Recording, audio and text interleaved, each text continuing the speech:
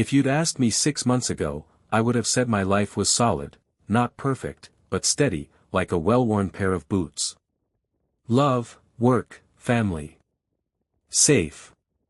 But sometimes, it's the cracks you can't see that bring the whole house down.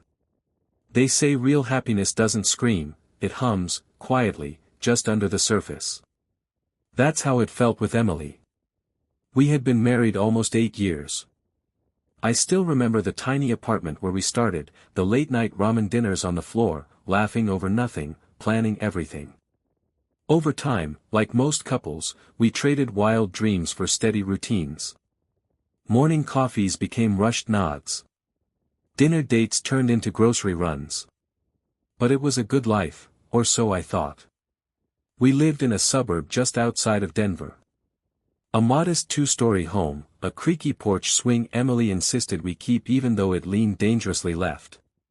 Weekends were predictable, Home Depot trips, Little League games, Sunday BBQs with neighbors. The kind of life you're supposed to want. And for a long time, I did. Emily taught 3rd grade at the local elementary school, the kind of teacher kids actually remembered years later. Smart, quick-witted, fiercely independent. That's part of why I fell in love with her. She didn't need me, she chose me. Or so I told myself. In the beginning, everything about Emily fascinated me, the way she bit her lip when she was thinking, the way she laughed without caring who heard.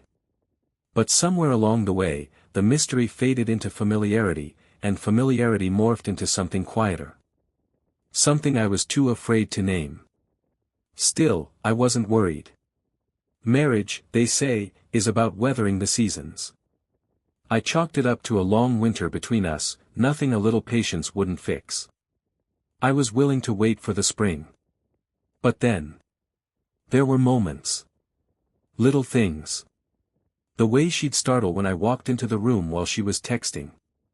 The way she started dressing a little differently, not enough to raise alarms, just enough to notice.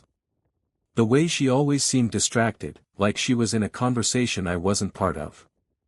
I told myself not to be paranoid. She was tired. Teaching was stressful. We were both just busy. Love requires trust, and I trusted Emily more than I trusted myself.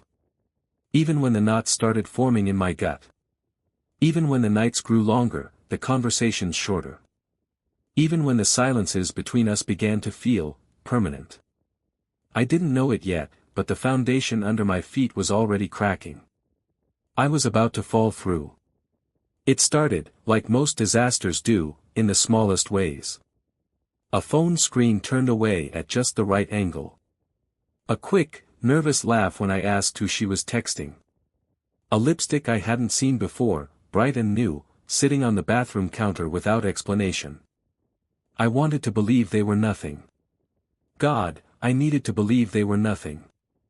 At first, I convinced myself I was imagining it, paranoia fueled by late-night scrolling through stories of broken marriages and infidelity. I'd tell myself that Emily wasn't like other people. We were different. We had history. We had years of inside jokes, little routines, scars we'd patched together. We had love, didn't we? I held on to that thought like a man clinging to a life raft in a storm. But some storms are too big to survive. It was a Wednesday when I first noticed it. She was late, not crazy late, not scandalously late. Just, late. Parent-teacher meeting ran long, she said, breezing through the door, her hair wind-tossed, cheeks flushed. She dropped her bag by the door, not in its usual spot, and hugged me, her body stiff, like she was going through the motions. Her perfume was different too. Sharper. A scent I couldn't place. Everything okay? I asked, keeping my voice light. Yeah, just tired, she said, smiling a smile that didn't quite reach her eyes.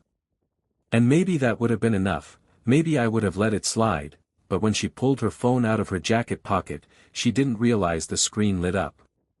I caught a glimpse of a name I didn't recognize, Mark. And a little red heart next to it. My stomach tightened, but I forced a grin. Who's Mark? She froze, just for a fraction of a second, but I saw it. That heartbeat of hesitation. That calculation. "Oh, he's just a new PE teacher at school," she said too quickly, waving it off like it was nothing. "Nice guy. He's helping out with the kids' after-school program." Her explanation was tidy. Believable. Too believable. But the seed of doubt had already been planted. And once doubt takes root, it doesn't let go. Over the next few weeks, the signs grew harder to ignore. She stayed late at work more often. She laughed at texts she never shared with me. She became strangely defensive, even about stupid things, what she was doing on a Saturday afternoon, who she bumped into at the grocery store. I started finding excuses to visit her school, forgot your lunch, thought I'd surprise you, but she was always just out of sight, just around the corner. And when she looked up and saw me, that smile again, brittle, rushed, like a mask she couldn't quite keep from slipping. I lay awake most nights, staring at the ceiling, listening to her breathing beside me. I didn't want to be that guy. The one who spies. The one who checks phones. The one who stops trusting without proof. But every quiet breath she took felt like another nail in the coffin of the man I used to be, the man who believed love was enough. One night, I asked her outright, my voice breaking even as I forced it to stay calm. "Is there something you want to tell me, Em?" She blinked at me, wide-eyed, wounded, the picture of innocence. "What are you talking about?" she said, her voice a perfect mix of confusion and hurt. And for a moment, I almost believed her. Almost. I wanted to reach out, to shake her, to demand the truth. Instead, I swallowed my fear, nodded like a fool, and whispered. "Nothing. Forget it." But I couldn't forget. Not anymore. Somewhere deep inside, I already knew. Something precious was slipping away, and I was powerless to stop it. Sometimes, the truth doesn't shout. It doesn't come crashing through your door like a hurricane. Sometimes, it sneaks in, a whisper through a crack in the window, until you wake up one day and realize everything you thought was solid has already crumbled beneath your feet. It happened on a Saturday. The sky was heavy with the kind of dull gray clouds that seem to press down on you, make you feel small. Emily said she was heading out early, some volunteer event for the school, she said, and would be gone most of the day. I kissed her goodbye at the door, like always. But as I watched her walk to her car, something inside me snapped. Maybe it was the way she didn't look back. Maybe it was the way she smiled down at her phone, typing furiously before she even pulled out of the driveway. I stood there for a long time, the cold biting through my t-shirt, before I finally turned around and went inside. I didn't plan it. I swear to God, I didn't plan it. But the second I walked past her desk, the one we set up in the corner of the living room, stacked high with lesson plans and colorful pens, I noticed her laptop was still open. Unlocked. Just sitting there. Waiting. My hands moved before my mind could catch up. One click. Then another.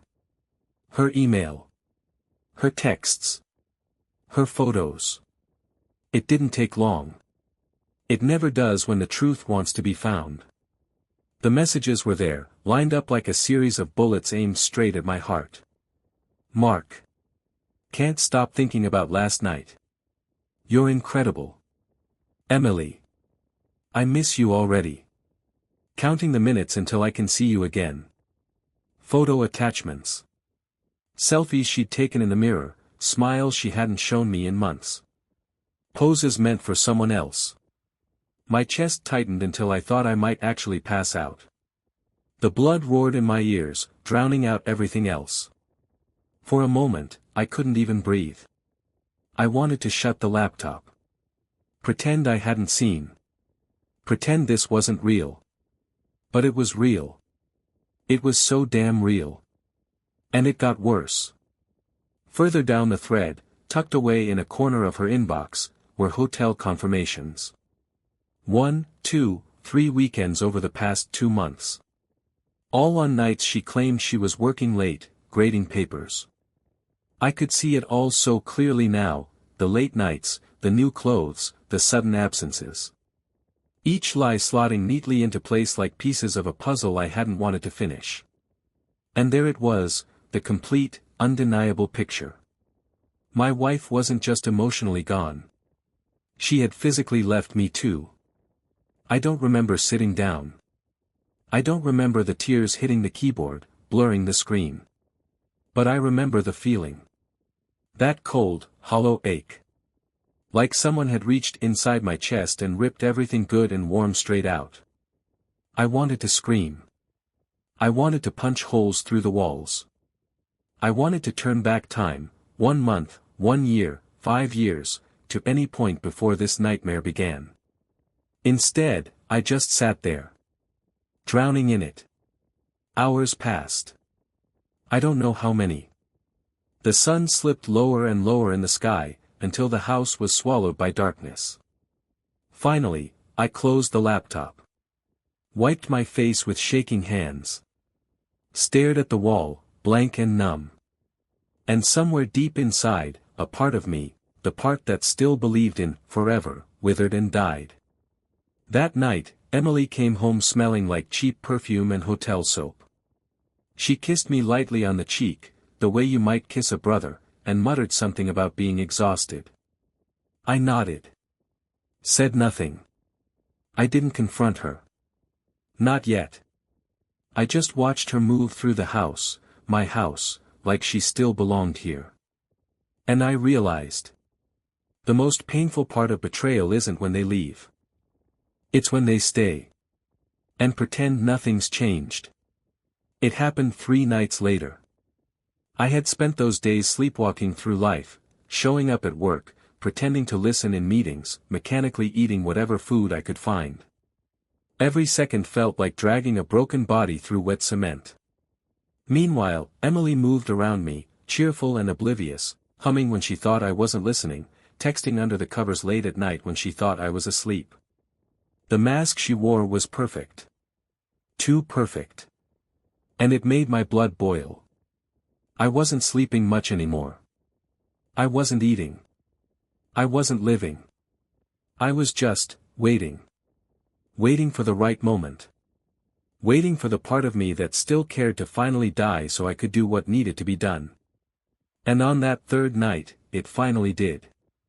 She was sitting on the couch, scrolling through her phone, wearing one of my old college sweatshirts like it meant something. Like she hadn't already burned every memory it carried. I stood there in the doorway, watching her for a long time. She didn't even notice. Emily, I said, my voice so calm it scared even me. She looked up, startled. Hey, babe. You okay? Babe. The word almost made me laugh. The sheer audacity of it. We need to talk, I said. Something in my tone made her put the phone down slowly. She straightened up, sensing the shift in the air. Okay, she said carefully. About what? I crossed the room, sat down across from her. Close enough to see the little flicker of fear flash across her face. I wanted to savor it. I wanted her to feel even a fraction of what I felt. I pulled out my phone and laid it on the table between us. Opened the gallery. Flipped through the screenshots. Every message. Every photo. Every hotel booking. I didn't say a word. I didn't have to. Her face went pale. All the color drained from her cheeks like someone had pulled the plug. For a moment, she just sat there, frozen, staring down at the evidence of her betrayal. Then she whispered, almost inaudibly, I can explain. I laughed, a short, sharp sound that didn't sound anything like me.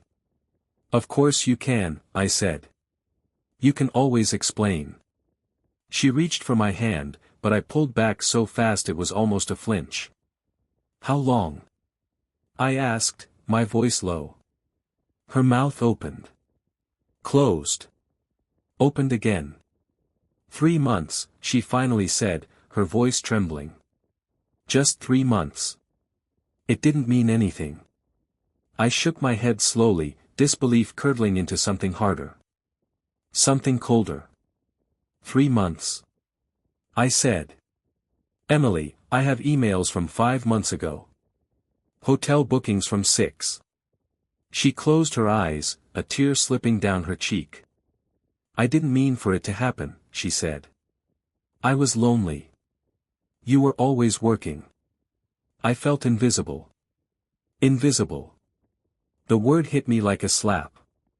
I had killed myself to give us this life, the house, the vacations, the weekends away she bragged about to her friends. Invisible. I had bled for her. Sacrificed for her. Trusted her.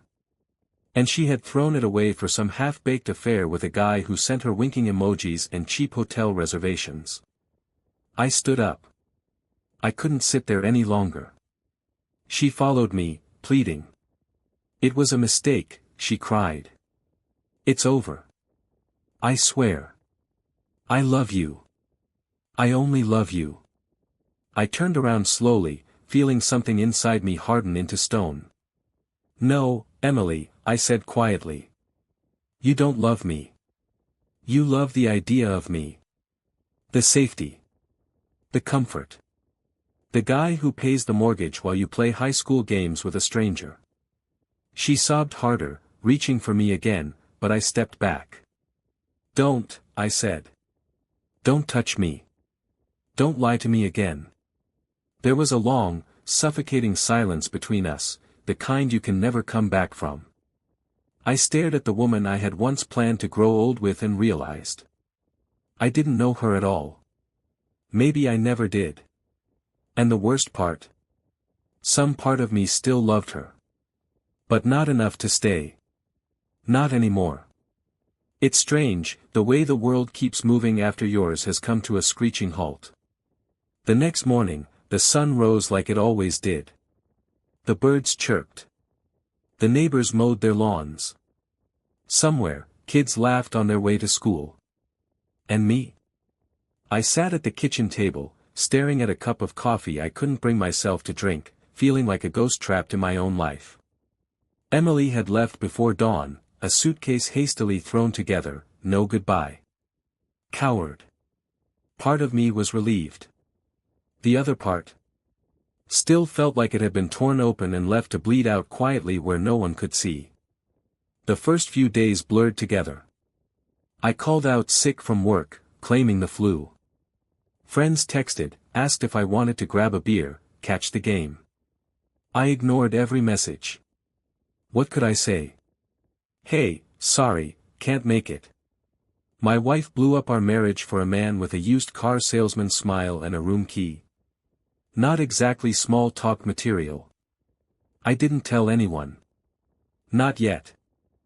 I wasn't ready for the pity in their eyes, the awkward silences, the well-meaning advice. I wasn't ready to be that guy, the guy who got cheated on, the guy who got left behind.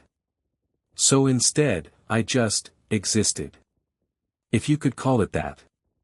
Nights were the worst. The bed felt like a canyon. The silence, deafening. Every creak of the house sounded like footsteps that weren't coming. I lay awake, replaying everything, every laugh, every kiss, every promise she made and shattered. I thought about the life we built together, the photo albums, the holidays, the whispered plans for the future. Was any of it real?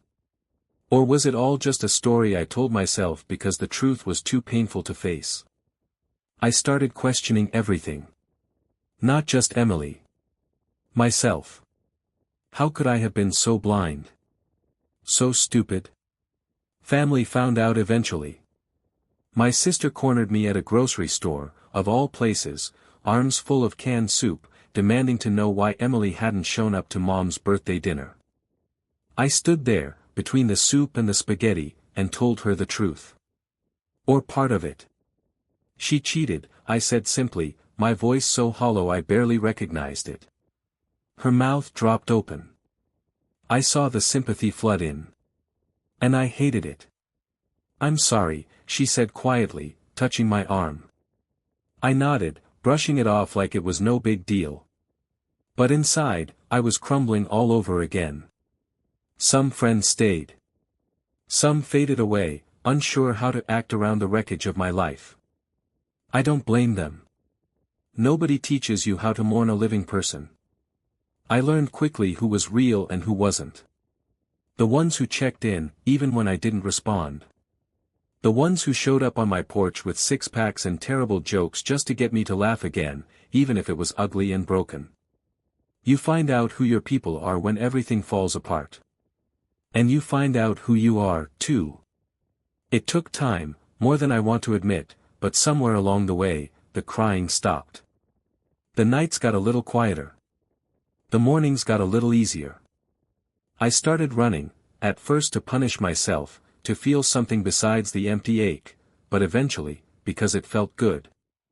Like I was outrunning the man I used to be. The man who begged for scraps of love from someone who didn't deserve him. I signed up for therapy too. Walked into that first session with my hands shaking and my pride in tatters. I feel like everything I was is gone, I told the therapist, this calm older guy who listened without judgment. Maybe that's not a bad thing, he said. Maybe it wasn't. Maybe the man I thought I was needed to die, so I could build something stronger. One night, sitting alone on the back porch with a beer and the smell of rain in the air, it hit me. I survived. I didn't think I would. But I did. I was still here. Still breathing. Still standing. And for the first time in a long time, I didn't feel like a ghost anymore. I felt alive. Bruised, sure. Scarred, definitely. But alive. Healing doesn't come with a signpost. There's no blinking neon light that says, you've made it. You're free now. It happens in moments so small you almost miss them, a deep breath that doesn't end in a sigh. A laugh that doesn't feel forced. A glance in the mirror that doesn't make you turn away. For me, it happened on a Tuesday morning, standing in line at a coffee shop. The guy ahead of me, maybe late 20s, wearing a suit 2 sizes too big, dropped his wallet. Reflexively, I bent down and picked it up. Thanks, man, he said, flashing a grin. No problem, I replied. And then, out of nowhere, I smiled back. A real smile. Not the empty, automatic thing I'd been faking for months. A real one. I walked out into the brisk Denver air with a cup of coffee warming my hands and realized, for the first time since everything fell apart, that the weight on my chest had lifted just a little. It wasn't gone. But it wasn't crushing me anymore. The real breakthrough, though, started at home. The place that once felt like a graveyard of broken dreams was slowly becoming something else, something mine. I tore down the wedding photos. I boxed up the souvenirs from trips we'd taken together. The house echoed at first, bare and lonely, but somehow it felt more honest that way. Empty space has possibility. I painted the living room a deep navy blue, something bold, something strong. I bought new bed sheets, soft gray cotton, untouched by old memories. I started cooking again, not because I had to, but because I wanted to. Little by little, I reclaimed the spaces she'd haunted. And in doing so, I reclaimed myself. Therapy helped too. It wasn't just venting, it was seeing myself with new eyes. I wasn't stupid, I told my therapist one night, frustration burning in my chest. I trusted someone I loved. That's not weakness. That's being human. He nodded. Exactly. I had been punishing myself for months, for loving too much, for believing too easily, for not seeing the warning signs soon enough. But now, finally, I was starting to see the truth. Her betrayal wasn't a reflection of my worth. It was a reflection of hers. That realization, simple, but seismic, cracked something open inside me. The next change came quietly but decisively. I joined a gym, not one of those meathead places full of guys grunting and flexing, but a small, gritty boxing gym run by a retired pro named Mike. First day, Mike handed me a pair of gloves and pointed to a heavy bag. "Hit it," he said. I did. Sloppy at first. Weak. Hesitant. But with every jab, every cross, every uppercut, I felt something pour out of me, anger, grief, fear, until all that was left was pure, clean fire. Mike watched me for a while, then clapped me on the back. "You're stronger than you think," he said simply. I believed him. For the first time in a long time, I really believed it. I wasn't just surviving anymore. I was building. Building a life that didn't have her shadow cast over every corner. Building a version of myself that didn't need anyone's permission to be happy. There were still bad days, sure. Days when the loneliness crept in, or the anger flared up out of nowhere. But those days were just passing storms now. They didn't define me. I defined me. One evening, standing on my porch again, the sky painted in streaks of gold and crimson, I caught my reflection in the window. Same face. Same eyes. But different. Harder, maybe. But wiser too. Smarter. Stronger. And underneath all of it, something I hadn't felt in a long, long time. Hope. Hope that maybe the best parts of my story weren't behind me after all. Maybe they were just beginning. The first time I saw her, I wasn't looking for anything. It was a Saturday morning, warm and bright, and I was at the farmer's market picking out vegetables I barely knew how to cook. I wasn't thinking about romance. I wasn't thinking about the past. I was just living. For once, that was enough. She was standing by the heirloom tomatoes, arguing with the vendor over which ones were actually ripe. She had this wild, easy laugh that carried across the rows of produce, real, unfiltered, the kind of laugh that made you want to hear the story behind it. I didn't mean to stare. But I did. She caught me looking and smiled.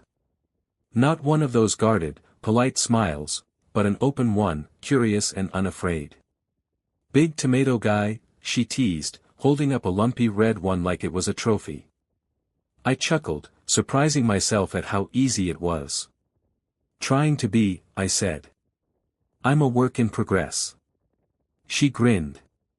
"Aren't we all?" Her name was Claire. No games, no pretense. Just Claire. We grabbed coffee from a nearby cart and sat on a low brick wall, talking about nothing and everything, bad cooking attempts, favorite movies, childhood vacations gone wrong. It wasn't fireworks. It wasn't fate singing from the rooftops. It was something better, simple. Easy. Honest. The kind of connection I didn't realize I'd been starving for until it was sitting right in front of me, sipping black coffee and laughing at my terrible jokes. We didn't rush into anything. I wasn't ready for whirlwind romance, and Claire didn't expect one. She had her own scars, a divorce 2 years behind her, lessons learned the hard way just like me. We moved slowly, the way you walk across a frozen lake, testing the ice, step by careful step. There were awkward moments. Nights when I pulled back without meaning to. Days when the old fear crept in, whispering that trusting again was just an invitation to be broken. But Claire understood. She never pushed. Never asked for more than I could give. Some nights, we'd just sit on my back porch, watching the sky change colors, saying nothing at all. And somehow, that was enough. More than enough.